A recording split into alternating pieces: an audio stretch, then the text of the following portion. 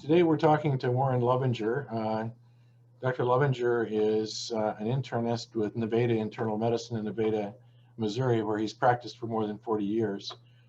He served as a transitional governor for the Missouri chapter during the American College of Physicians, American Society of Internal Medicine merger from 1998 to 2000.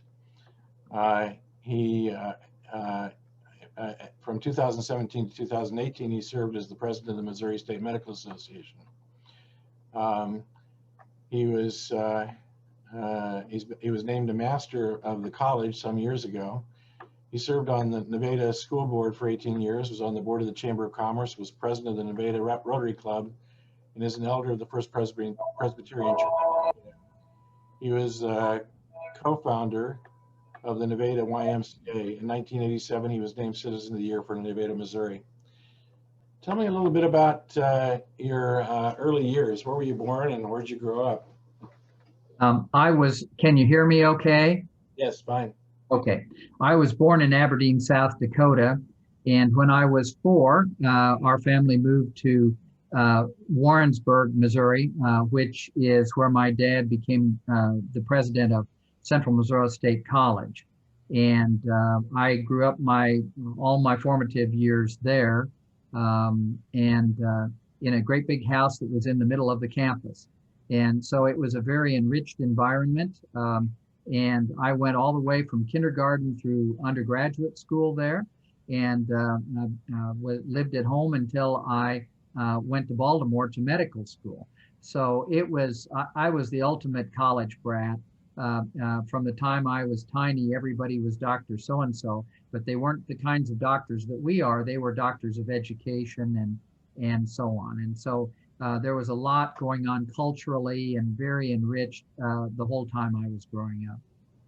So does the college still exist? I know there are the state colleges or the state universities in Kirksville and Cape Girardeau and Springfield and St. Joseph. Does the state college or state university still exist in Yes, it does. It's now, as has tended to happen to state colleges, they've renamed themselves. And so this one, which had been predominantly a teacher's college, was renamed the University of Central Missouri. And I'm sorry, I have a hard time. I say Missouri a lot, so we'll say University of Central Missouri. How about that?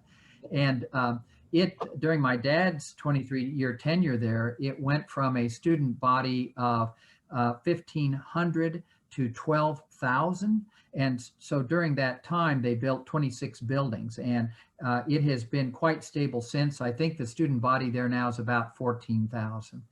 And so we do have state colleges or universities, and then, of course, the University of Missouri, which is in Columbia with branches in Rolla and Kansas City and St. Louis.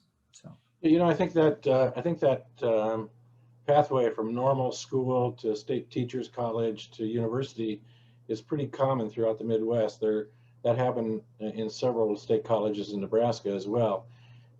Traditionally, going from being college to university comes with the ability to grant doctoral degrees. Did that occur during your father's watch? No, they have specialists. Of course, their orientation always has been toward training teachers. And so the highest degree that, unless you're administrative, that most instructional people do is called a specialist. You know, you have your undergraduate, your master's, and your specialist, and they do a lot of those. And that brings you way up high on the pay schedule in education. And CMS, as we called it, was truly a place of the proletariat. The kids that I went to school with were middle-class kids from the rural parts of our state and Kansas City and St. Louis and so on. And it was just a great experience. And so I really enjoyed it. I was a merit scholar and I had all these other things. And so I probably could have gone any place I wanted to, but doggone it, I loved Warrensburg and I stayed there and really benefited from it. So, you know, surrounded with all these PhDs and EDDs, what made you decide to become a physician? I really had no intention of going into anything other than education until I was a senior in high school. And in our high school, among other things, I played football, and I had a bad injury my senior year where my humerus was fractured. And not only that, it got my radial nerve. So my left arm was paralyzed for 9 months. And so I had never really been around physicians before, but I did have some exposure to that at that time, and I really liked the way all the way from our family doctor to the specialty people I saw. I really liked how they communicated, how they combined science with with art, and it just seemed to me, hey, that's where I need to be. And so that's how I got oriented through an injury in high school sports. So back then, would a town that size have had an orthopedist, or did you have to leave town to get taken care of? No, in fact, it's just shocking now. We knew nothing about it, but I remember when I had my injury, our family doctor, who was a GP, said, well, okay, it got your radial nerve, your left arm is paralyzed, it'll either get better or it won't. And the nerve grows at an inch a month. And so if you're lucky, you'll start to be able to move your fingers in about 9 months. And doggone, I did. Did I ever go to a neurologist, a neurosurgeon, and anybody? No. And so I was very blessed to come out as well as I did. Wow. So what influenced you to become an internist? Well, I had been accepted at University of Missouri, University of Kansas, and I just was certain that I was going to stay in the Midwest. And there was a guy named Dr. Mengel, who was the head of medicine at the University of Missouri. And I had applied just as kind of a long shot to Johns Hopkins. And all of a sudden, I was getting ready to go to either Columbia or Kansas City to the other medical schools. And I got a call that, hey, you're going to have a regional interview. And so I went and spoke to the guy who was the head at MU, and he said, boy, I like this kid. And boom, I was elected to go to Hopkins. Never been there, anything. So it was a little bit scary, but my dad and I went and visited, and it just was steeped in history and wow. And I thought, yeah, I think I'd like to do this. And I have felt blessed to have done that because, we were meeting in lecture halls where Osler and Halstead had been and all these other people that I met there. It was just an incredible experience. So did you wait to visit? Did you wait to make your decision about going to Hopkins until you'd visited it? Well, they seemed to, at that point, you had to sign up, and I was still in college, of course, and so it wasn't like I could just drop everything and we could run to Baltimore. It's a long ways there. And so I was accepted before I even visited the place, if you can imagine. It was a far different societal environment than what I had been exposed to in small town Missouri, and of course you know about that from where you came. And so when we got to Baltimore, and that would have been in 1972 at that point, it was only 4 years after all the riots that had burned out a large part of the inner city, and it was like, hey, this is a little bit different than where I've lived. Also, the appearance of the people who lived there was considerably different than in small town Midwest. But you know what? I profited greatly from the people that I met there. And so, yes, it was scary, but I made the right decision. And one last thing I'll say is Hopkins, to their credit, most of the students, there were 120 of us, and almost all of us came directly out of undergraduate school. And I noticed that they had one student from each of the Midwest and smaller states. So there was one kid from my state, there was one from Kansas, one from Oklahoma, one from Iowa. And we all kind of figured it out that it was a little bit of regional tokenism, if I could. And they wanted to mix that with all the Harvard, Yale, and Princeton kids who were there otherwise. Yeah, I'm smiling because, I think most of the students today would have no idea about regional interviews. But, air travel was considerably more expensive then in terms of constant dollars than it is now. And I interviewed for Stanford in Chicago, and I interviewed for Duke with a small town doctor about, 50 miles south of Lincoln, where I was going to school. And I never set foot on the Duke campus until I showed up there on my first day of college, medical school. So it was a great leap of faith, a great leap really of quite faith. different, really quite different than from now. And I agree with you. I am quite certain that I got into medical school based on regional affirmative action. And I often tell people that I was very fortunate, because if I'd applied 4 or 5 years later, my place would have been taken by a more qualified woman. So. Well, here's a really good one for you. On the first day that we were there, and I lived the whole 4 years at the medical residence hall across the street from the Dome. And so on the first day, we filed into the wooded lecture hall that Osler and Halstead and all the people had lectured in. And all 120 of us stood up, one after the other, and said who we were and where we were from. So it was John Brown from Princeton, and Hal Lowenstein from Yale, and Harvard, and da-da-da-da-da. And then it got down to me, and I stood up and said, I'm Warren Lovinger from Central Missouri State. And the whole place stopped, and it was like, how did he get here? And but as such, sometimes it's helpful to be kind of unique, and I was definitely unique.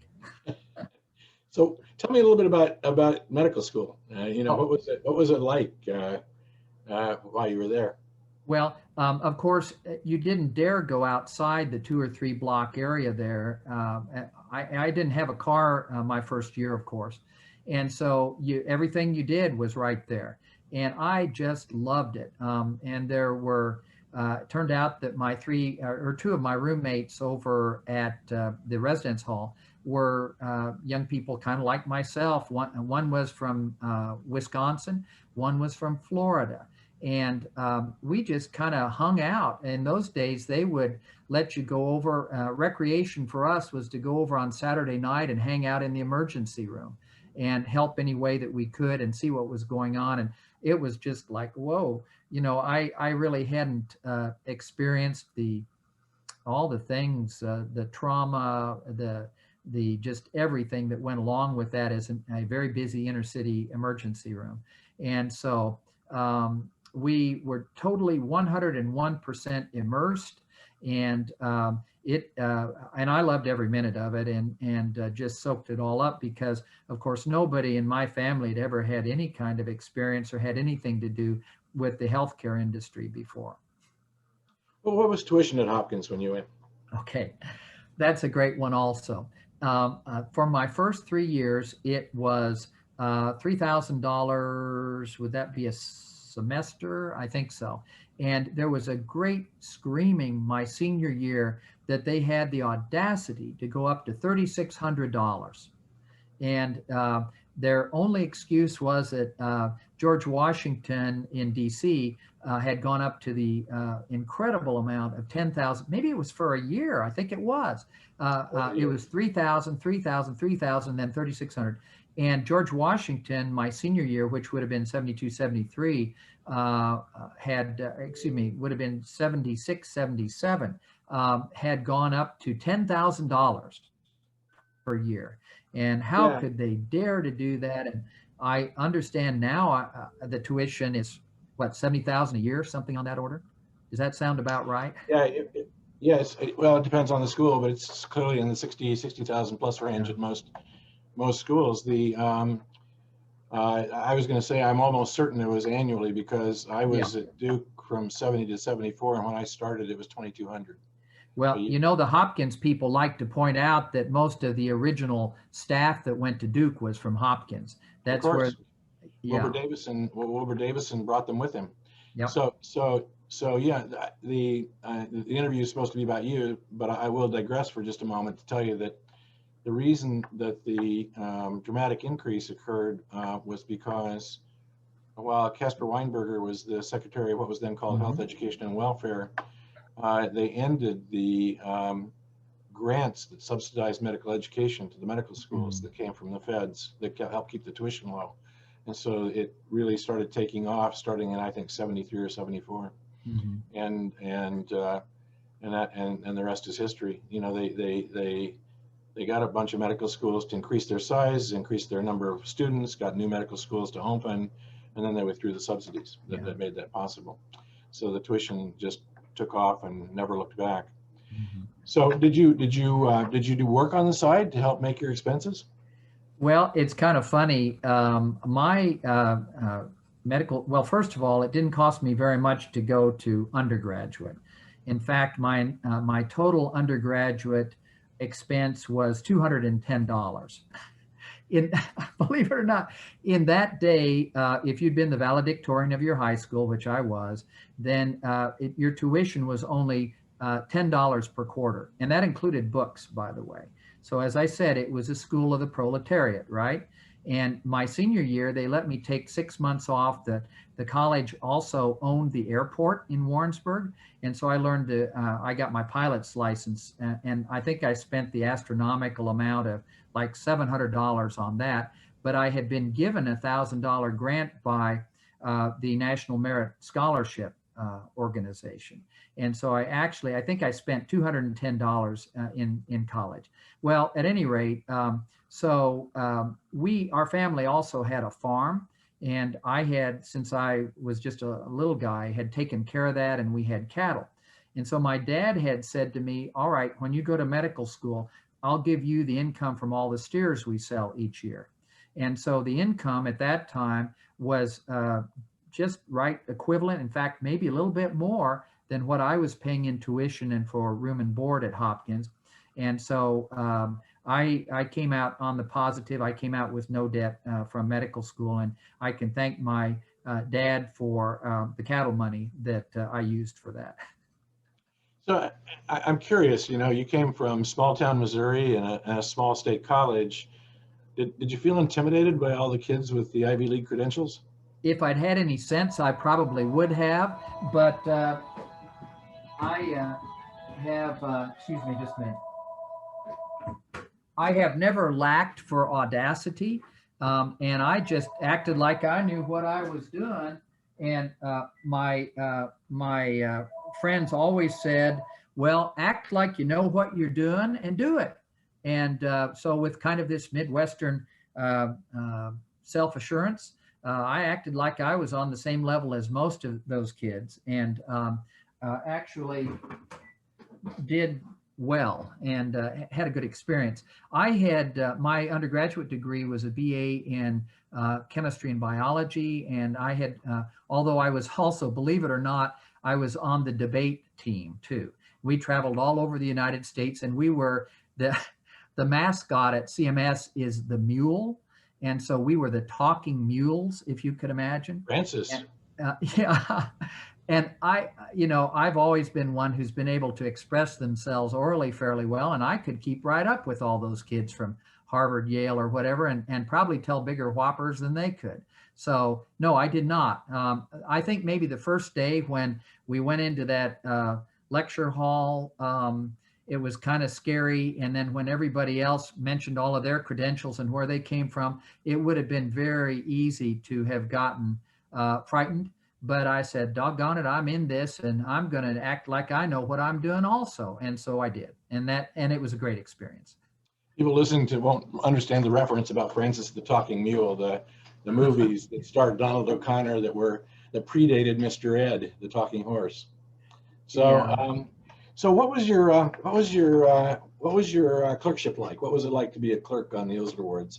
I had just a fantastic experience, and because I was learning, everything was new. I was not from a medical family. I didn't know anything about it, and I just soaked it up like a sponge. And so I really, really, really liked the way internal medicine was based on an intuitive process, and where communication was very important, and lots of knowledge, encyclopedic in nature, was important. And that's where I was at. And I liked that. I liked the science. I liked the communication, everything about it.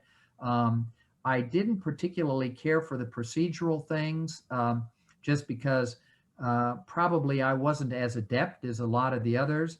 At the time that we were in medical school, the ones who were going into surgery were announced themselves as that early on. And my roommate, Ken Sharp, who ended up being and still is on the academic staff at Vanderbilt, was very self-assured, and he was going to be able to do the fastest whatever kind of surgery as anybody else. Well, when I was on the surgery clerkship, I got along real well with the chief resident, but I guess he could tell I was kind of a wimp or something, because the main thing he'd do is every day when we were rounding, he'd give me $1 and send me down to the gift shop to get him a pack of Camel shorts.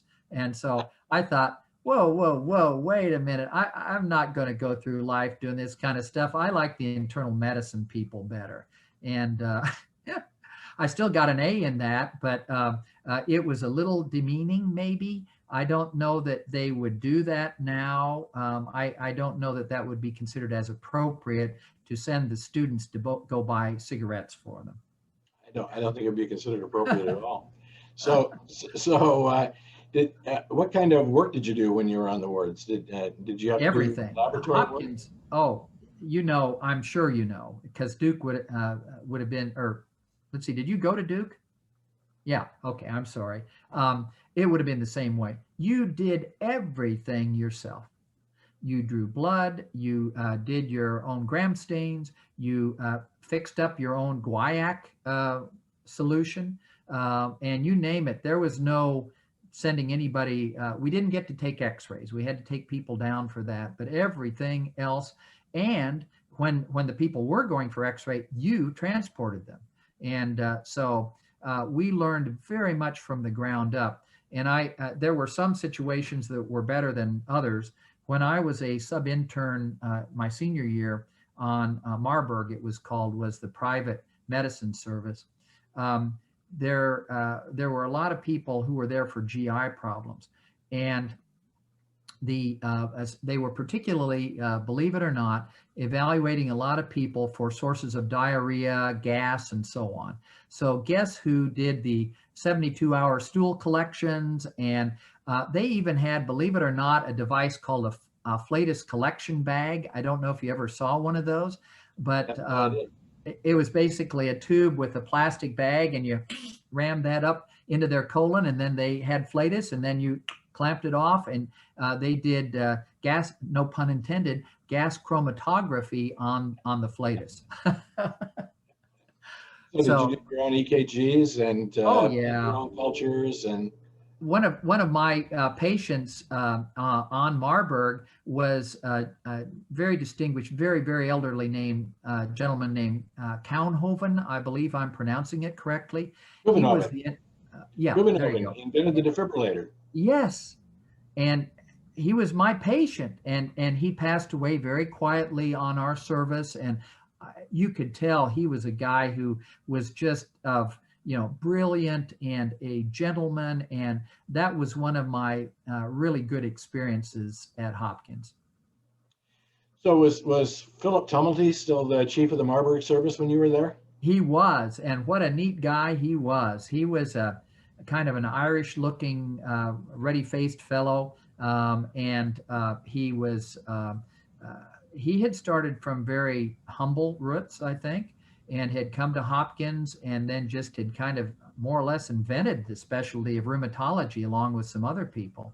And wow, what a gentleman. Other people that we interacted a lot with, the cardiology people who I was really interested in, there was a wonderful guy named J. O'Neill Humphreys,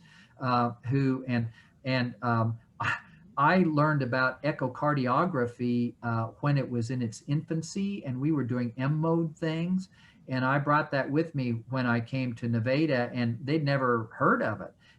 And so I got him to buy an M mode machine, and then in a few years, a 2D echo machine, and so on. And believe it or not, in order to get this accomplished, I did all the procedures myself. And so Victor McCusick, of course, what an incredible guy with medical genetics.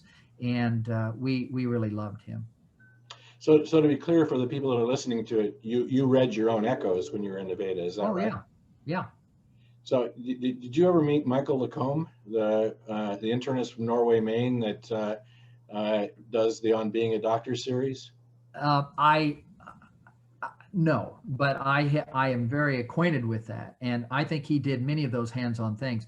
You know, in rural areas, you want to do something, you do it yourself, and you have to convince the organization, like the hospital, that it's going to make you money. I remember so well when I begged them to buy an $18,000 M-mode echo device, that I said, okay, listen, I'll do the studies myself and the interpretation and all this stuff.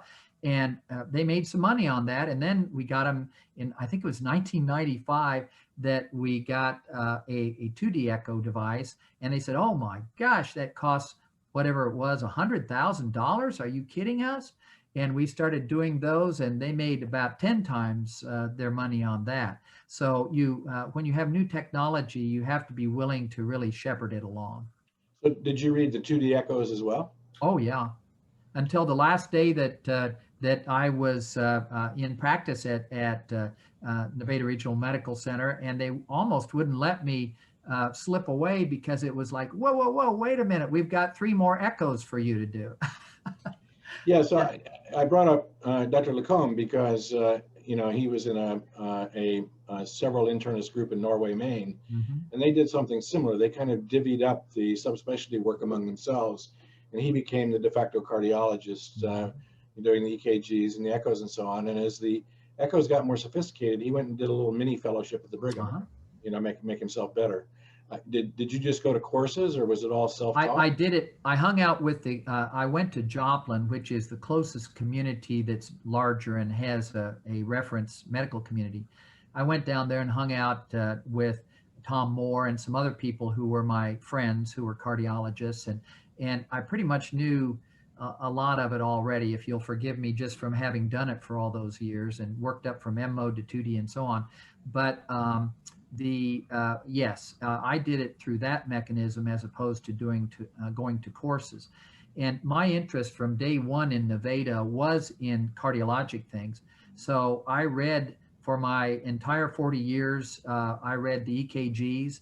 I usually had one other family practice doc or somebody who worked with me, but I calculated that during my career, I read probably about 50,000 EKGs. I did several thousand stress tests, both nuclear and regular, and did a few thousand echocardiograms, and among other things. And so I was very blessed to have the opportunity, basically in a community like ours, if you were a big enough fellow to say that you could do it, that's fine, you do it. And so I learned by doing.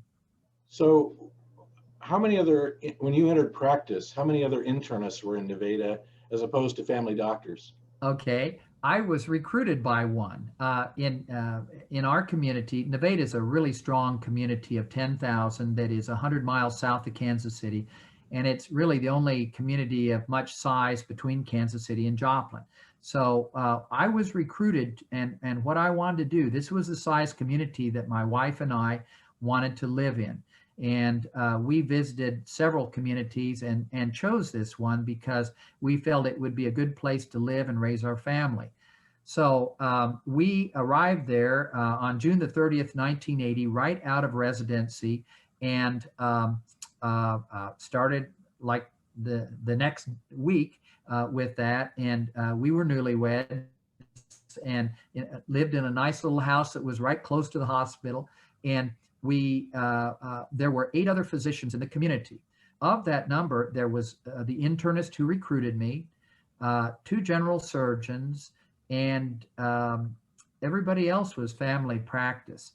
And I knew, actually, coming from a place like Hopkins and then my residency at Barnes, I hadn't had any exposure really to people who were family practice. You were either medicine or surgical or pediatrics. And so I developed enormous respect for them because they could put it all together. And most of them had gone to the state universities that were in our area here, be it KU, MU, or whatever. And I, in fact, the first day that I started seeing patients, I thought, whoa, I don't know how to do some of these simple things. And so I attached myself to one of the family practice docs, a fellow named Nelson Greenland, who was just a wonderful mentor. And he let me ask him the dumbest questions, like, what do you do for this? Or what is the prescription for that? For very basic primary care things. And I learned quickly. And so here, it doesn't matter. A doctor is a doctor is a doctor, and you better know what to do if somebody has whatever kind of problem that's way maybe out of your specialty. Did you become a consult as your career went on? Did you become a consultant for the general practitioners, as it were, for more difficult internal medicine type problems? I kind of was, and those were always curbside consults. There's a certain pride among rural physicians that they'll talk among themselves and admit that they don't know something, but you never say to anybody else that you don't know. I mean, that's probably not, that's a high pressure type thing, but you don't want people to lose faith in you. And so for that reason, I would have somebody call up and say, hey, Warren, what do you think about this? Or what should I do about that? Or is this something we can keep in Nevada, or do we need to send it to Kansas City or whatever? And I did lots and lots of that my whole career. So you obviously did some pretty high-powered cardiology compared to what the average general internist does today. Did you venture into any other fields? Did you do peritoneal dialysis or any of that sort of thing? No, I was primary care, and cardiology was my interest area. And I had a lot of patients who came to me because they had cardiologic problems, and I was willing to take care of them. The typical pattern in rural America would be if you were a family practice doc and you had somebody complicated, you'd probably turf them to the biggest city that you could. But I was very comfortable with taking care of people, and I was the consultant who, in that sense, I was a consultant. I did stress tests for everybody, and echocardiograms and red EKGs. And if they had an EKG, it was nothing for me to get called on Sunday night and say, hey, Warren, I don't know what this says. Can you tell me? And so I'd go in and we'd look at it and move forward. And so it was a great, the ability to function at the top of your license, you might say, in a community like this is just hard to describe. I did every kind of side hustle that you can imagine. Believe it or not, I was the consultant for 35 years at the pediatric psychiatric hospital in Nevada, and I did H&Ps and consults for them. I did all these cardiologic things. I was a consultant for this, that, and what have you. Long-term care, which is a whole other world. I was the medical director for 35 or 6 years at our big nursing home in Nevada, and I loved every minute of that because that's more about compassion and a ministry, really. And so you name it. I even, in the mid part of my career, ran our emergency room on Friday nights, every other Friday night for 10 years. And I have to say that that was the closest time to when I was kind of a little frightened, because you never knew what would come in through the door. And if it was orthopedic or trauma or whatever, there was no backup or very little backup. And in that day, we hardly had access to helicopters, and you just had to do the best you could. It was quite an experience. Go back to medical school for a moment. What was your social life like? You mentioned early on you'd spend Friday nights in the emergency room. What else did you do for fun? Well, I'm a guy who likes to, one of my problems is I like to do everything.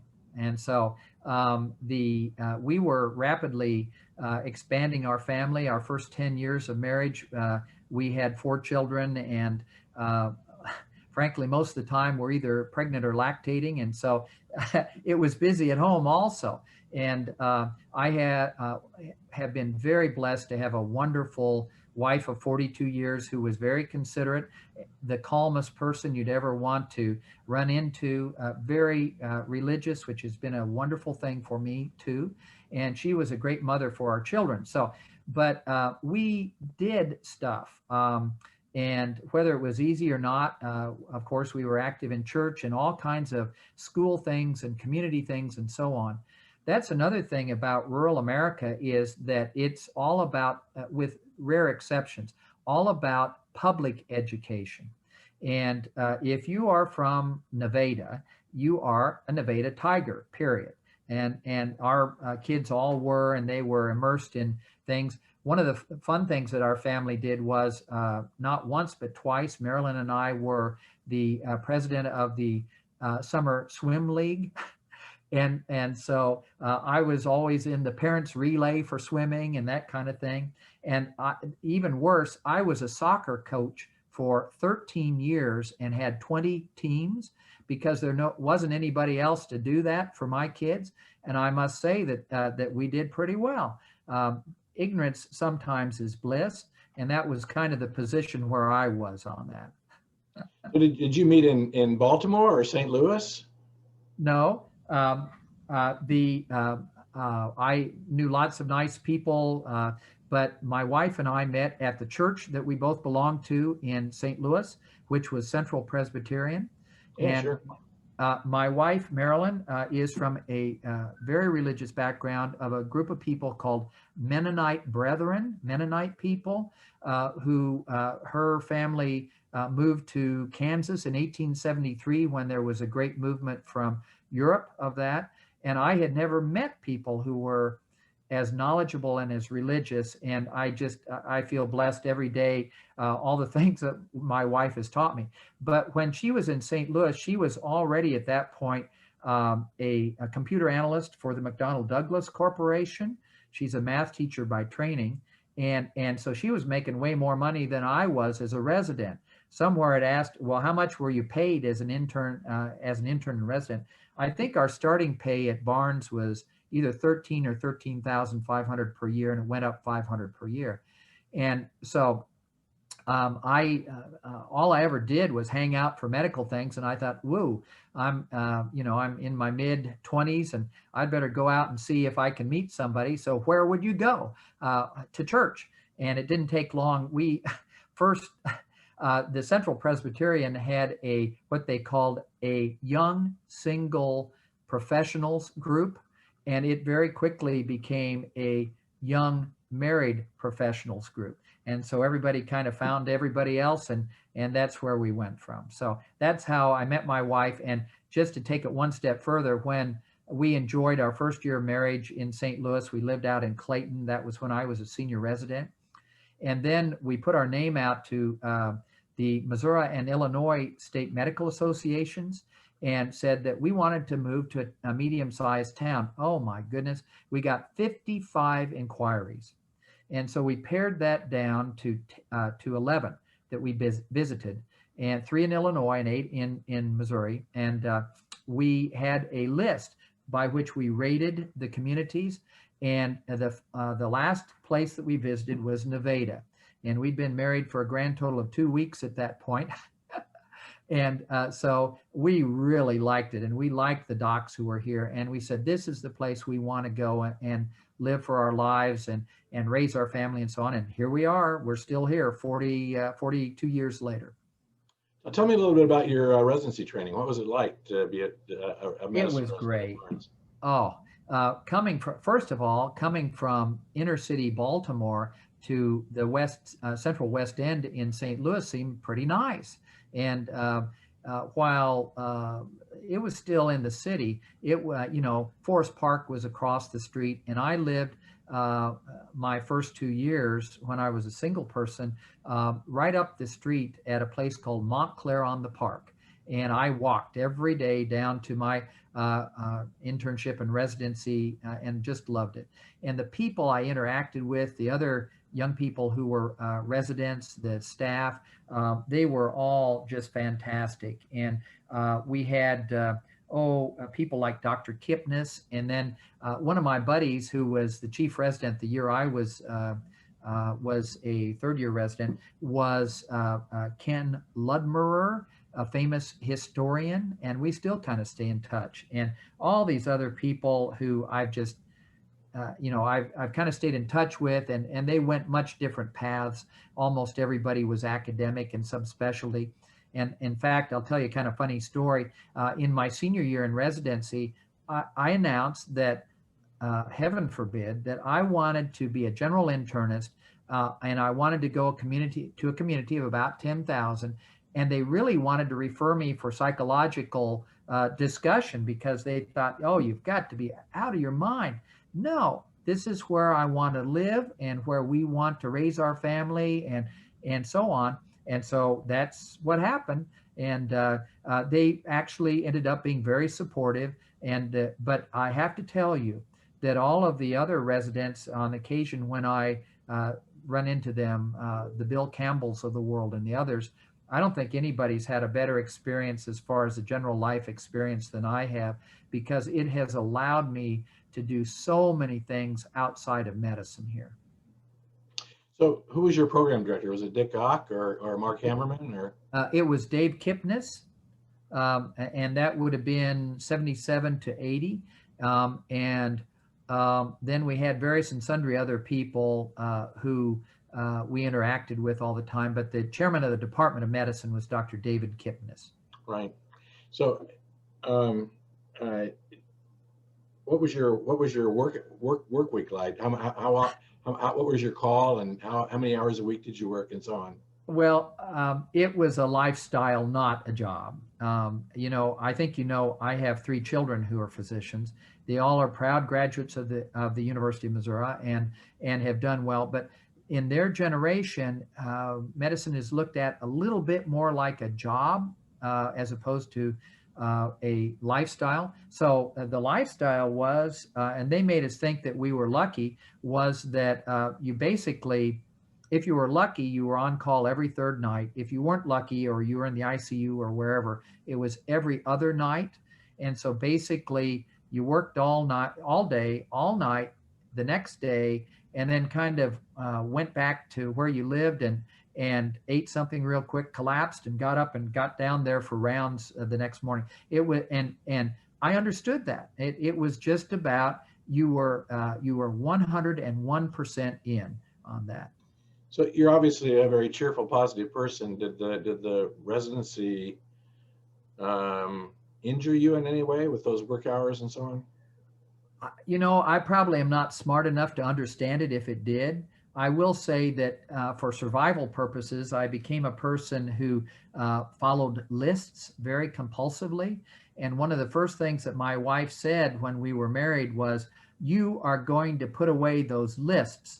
You have all those 3x5 cards that you're going through all the time. It's worse than people who have their cell phones now and are dinking around with that all the time. I was always reviewing my patients and what I needed to do and all this stuff.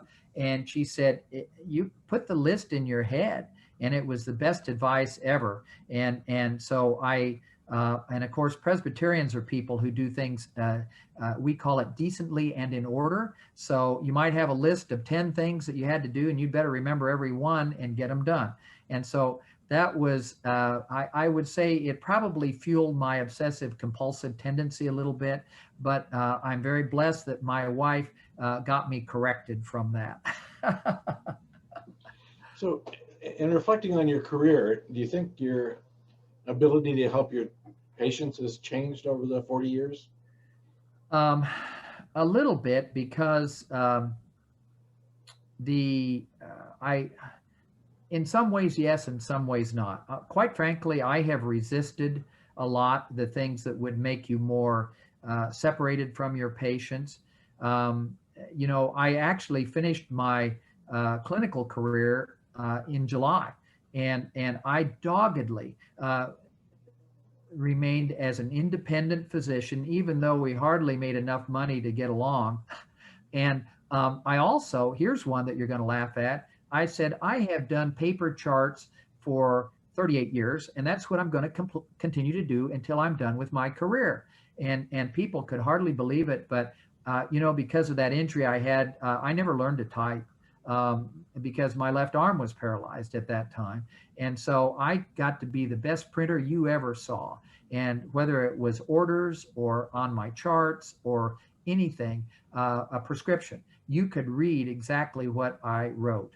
And so that was another thing I did. I wouldn't allow technology to determine how I interacted with my patients. And to my last day in the office, I think our patients appreciated I didn't come in with a laptop or have, as my kids all have to do, have their computer station that makes them face away from their patients as they're entering data.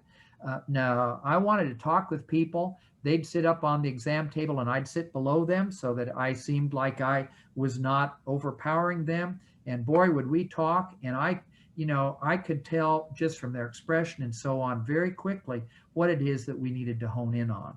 And that is part of the art and communication of medicine that I just wasn't going to let go of. So I'm curious about the typing part. In Nebraska, there were only 2 required courses statewide. One was American history. I take it back. There were 3 courses: American history, Nebraska history, and typing. In Nebraska, everybody had to take a typing course in the junior year of high school. Did Missouri have a similar requirement? It did. Did you miss it because of your broken arm? It was waived for me, and I remember it. I was humiliated. My senior year, which was when we were supposed to do typing, I went to class, and here was my arm in this sling. I couldn't use it at all, my left arm, and we were supposed to learn the keyboard and so on. And finally, the very nice lady teacher, about 3 or 4 days in, said, you know what? I just don't think this is going to work out for you. You'd better learn how to print real well, and we're just going to release you from this class. And so I went to, I don't know, something else, probably organic chemistry that I was more interested in anyway. And so I got away with that. And now, for instance, on the computer, I'm a hunt and peck guy, but I'm pretty good with that. And so I can go through things pretty quickly. So, obviously your children have gone into medicine. I think, 4 of them are in medicine now? Is that right? 3 of them, yeah. 3 of them are docs. Mm-hmm. So I don't have to ask the question about whether you'd advise students to go into medicine.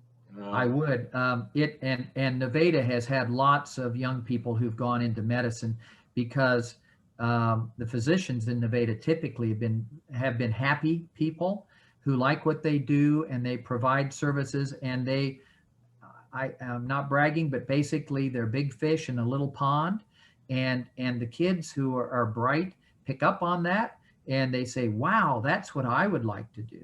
And so I think even with all the things, the changes that occur, I don't think there's a better profession in the world, and I would encourage my grandchildren now to go into medicine if they choose to do that. 3 of our 4 children went into medicine. 2 are internists, and 1 is family practice. They all have huge, the 2 who do primary care have huge practices at St. Luke's in Kansas City.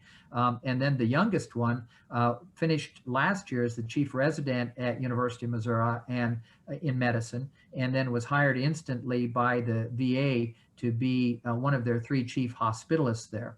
And I was very proud of him. His name is Dan, and he's a tall, very nice looking young person. His mom is tall, which was lucky genetically for him. But anyway, and he just last week won an award, which is a big deal, I guess, at Columbia. It's called the Gold Humanism Honor Society.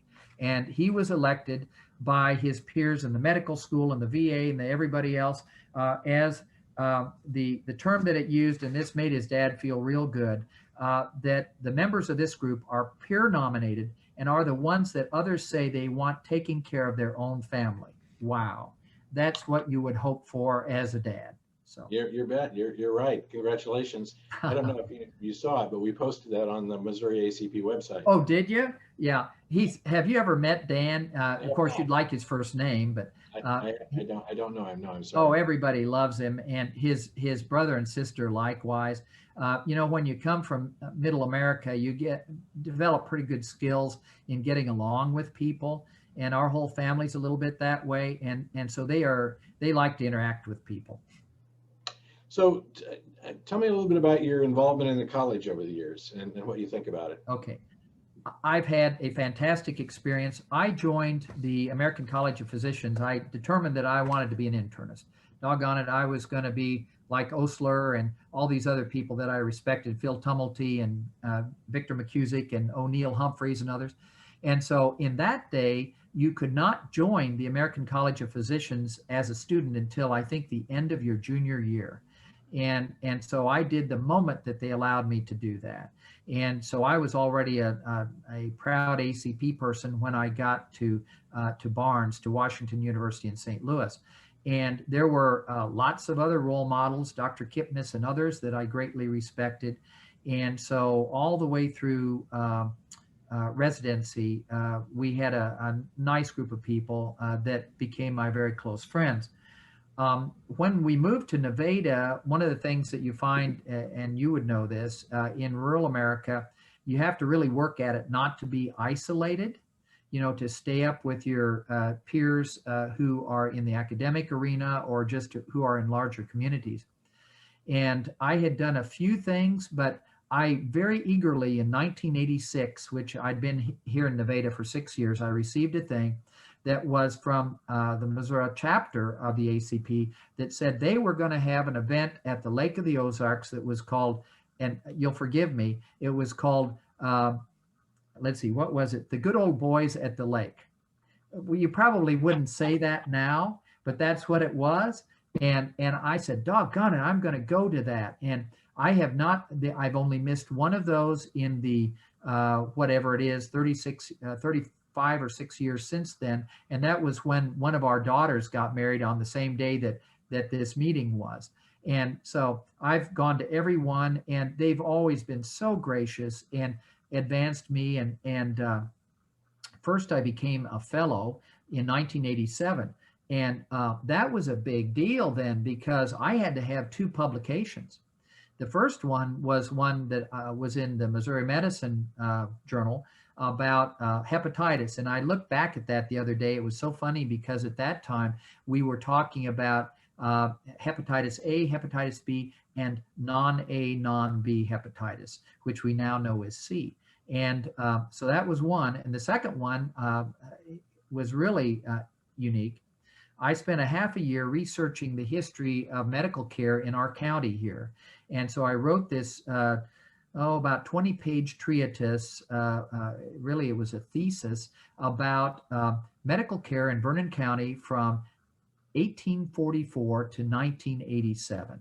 And it talked about the early day docs, the Civil War thing, the growth of things here. Nevada was where one of the first state psychiatric hospitals was.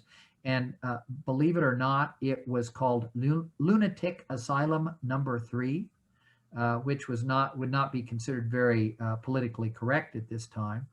And there was a guy named Weltmer who came here. He was kind of half preacher and half chiropractor, I guess. And he set up a place called the Weltmer Institute. And he had people coming from all over the United States, including presidents of the United States, to Nevada. This was around 1900 for faith healing and electrical treatments and all this other stuff. Well, I got to research these things. And one of my patients was a lady whose dad had been a general practitioner in the community around the turn of the century. And she had kept cryogenically preserved his entire office, his everything in the basement of their house, which was where his office had been. And it was just like, I almost fainted when I went down there, because here were all these medicines in the same original containers. And in that day, they were doing what they called X-ray therapy. And he had glass blown devices that would fit in every orifice in the body, believe it or not, and then give people treatment for that. And it was just an incredible treasure trove that I said, don't do anything with this. And it is now a permanent display in the Vernon County Historical Society. And so, wow, those were some of the things that I had that were really exciting that I got to do. Well, anyway, so I qualified for FACP, and That was in about 87, 8, 9. And I went to Chicago for the ACP meeting to become a fellow in 1990, which was a big deal. And so needless to say, I kind of went up in the ranks, and the sequence was that we had the internal medicine docs at that time went into two categories. ACP was very academic, and I really enjoyed being part of that and would never get away from that. But there was this group of kind of more scrappy types who were more in private practice that was called the American Society of Internal Medicine. Bob Doherty got his start there. And all these people that you recognize the names of, like Bill Golden and Ewell Edgeness and all these others, they got together a group of about, maybe 25 young Turks who were internal medicine young docs. And we started to form kind of a cohesive bond that lasts to this day. And Bob Doherty helped kind of get us going that way. And so I was the president of the Missouri Society of Internal Medicine in 1998, in the year that ACP and ASIM joined. And so I guess because they didn't have really any other choice, they invited me to come to Chicago, where there were these big secret negotiations going on. And I told them I thought that was a great idea. And they said, well, how would you like to be a transitional governor? Well, what is that?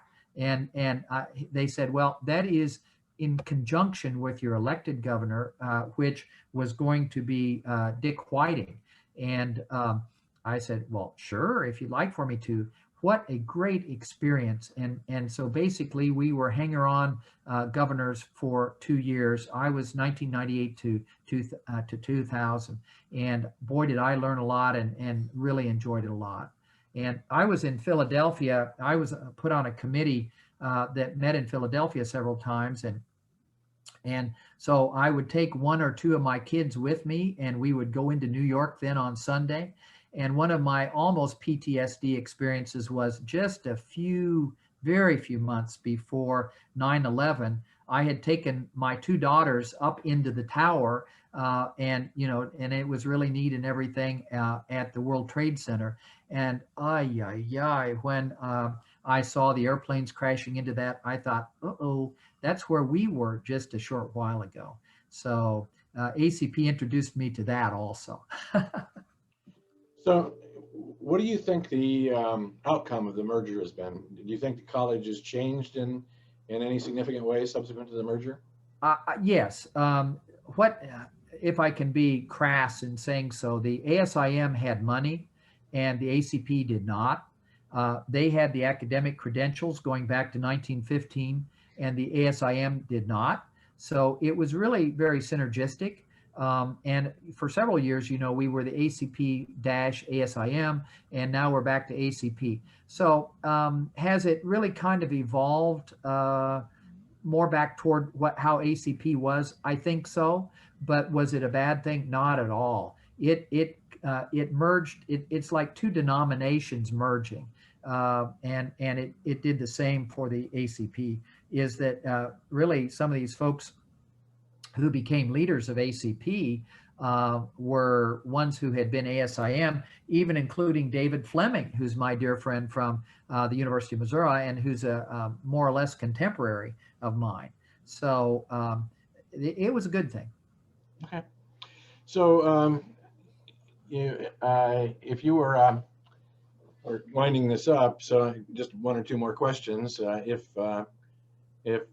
President Biden fired Tony Fauci tomorrow and asked you to come and be his advisor, what would be the single most important piece of advice you'd give the president? Follow the science. Recognize that not everybody agrees. We have a Presbyterian comment that is that we agree to disagree agreeably, but I emphasize the agreeably part. And communicate, talk with people. That's what they're trying to do. And I applaud that. I am not a political person, but I really, really, really like it when people communicate with each other and say, here's what we need to do and let's do it. And so those are the things that I would recommend to him. You're retired clinically now. How are you spending your time? Well, it's kind of funny because in my last year in practice, I actually got a degree, what's would be equivalent degree that was called the Certified Physician Executive. Boy, oh boy, oh boy, was that a lot of work, and I had to go back and forth to Florida some, and this was despite a very busy schedule, and it was with the American Association of Physician Leadership. And that's the reason for that was that my friends in the Missouri State Medical Association, when I told them what my trajectory was, they said, whoa, whoa, whoa, wait a minute. You can't just quit. You've got to do something where you're going to be a leader in healthcare. And so I went back and got that CPA and learned how to, CPE, excuse me, and learned how to use Excel spreadsheets and all this other stuff. And I then set up an internship for myself that was 10 weeks at one of the other community hospitals, county hospitals in our region. And or I should say the administrator there was a young physician, the age of my children, but he accepted me with open arms, and boy, did I learn a lot about that. So I was already, and probably would have been, moving into kind of the administrative circle in healthcare when this thing happened on about March the 15th, where everything shut down. And in rural parts of all of the Midwest, at least, the things like development and all the things that I was interested in doing just kind of went away, and it was about survival. And so my opportunities that had existed previously kind of evaporated. And after sulking a little bit about that, I said, well, I have a plan C also, and that is economic development. So now don't laugh, okay? One of the things that our community has needed a lot is economic development. And so I spoke to some young people, the age of our kids, who have been successful in the food industry. And I asked them, I said, do you think that Nevada needs to have some more economic development? Oh, yeah. And I said, what do you think we need to do? Well, we need some kind of a franchise organization. We haven't had one for 12 years. And so we came up with the idea of seeking a franchise in a food organization called Freddy's Frozen Custard and Steak Burgers, which is a real biggie in the central part of the United States. It's based in Wichita. So these young people, and Marilyn and I, went out to Wichita, and they really liked us, even though our community is smaller than normally has that. And they said, we're going to award you a franchise. So guess what my role has been is the project manager and the senior equity partner. And so I'm spending half a day every day with all the stuff going along with that. And we're just ready to break ground this week. And so what a different life experience than I had done before. And so that is where my leadership skills are going, along with, they said, you can be the president of Rotary again. I was 30 years ago, so that's my second thing. And so I'm loving every minute of it. So you've obviously had a remarkable career and a remarkable life. If you had it to do over again, is there anything you'd change? You know, I really wouldn't. Marilyn and I, my wife Marilyn and I, talk about this, and of course we're both eternal optimists, and we have just been blessed with so many opportunities, blessed with family, blessed with a great place to live. We feel very positive every day, and that we can have an impact. I think the experiences that I had in life, I wouldn't trade for anything, and I do everything the same way over again. All right. Well, thank you, Dr. Lovinger. That brings us to the end of the interview.